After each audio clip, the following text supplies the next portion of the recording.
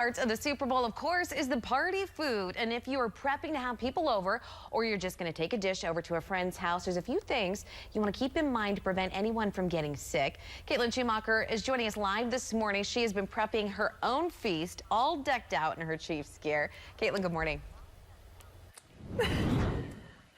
Good morning. You know, whether you are making a pizza or wings or little smokies, or maybe you're just responsible for the fruit platter, whatever you're making, there's going to be some things you're going to keep in mind before you pack up and get ready to cheer on the Chiefs for this year's Super Bowl party. So here are some things you need to know. So the first thing is going to be to make sure and wash your hands before you prep anything. You want to kill all those germs before we touch any food. The other thing is you want to wash your hands between dishes. So if you are cooking something like wings, but then you're going to prepare a veggie platter or a charcuterie board, wash your hands before you switch dishes.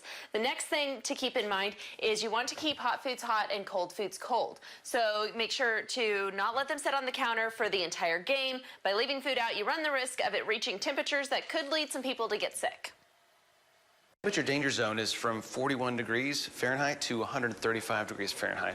And the reason they call it the temperature danger zone is because when foods get into that zone and those temperatures, those are temperatures that are conducive to bacterial growth. So if the food hasn't been cooked properly, or if we've contaminated it somehow, bacteria can begin to grow. And so we don't want that to happen. People get sick when they consume food that have bacteria in it. So we want to make sure that we keep them outside of those temperature danger zones, above 135 degrees or below 41 degrees.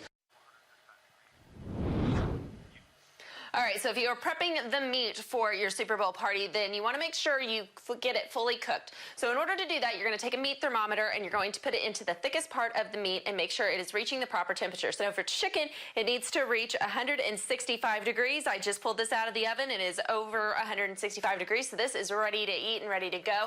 If you're making beef, that needs to reach 160 degrees, and then pork, 145.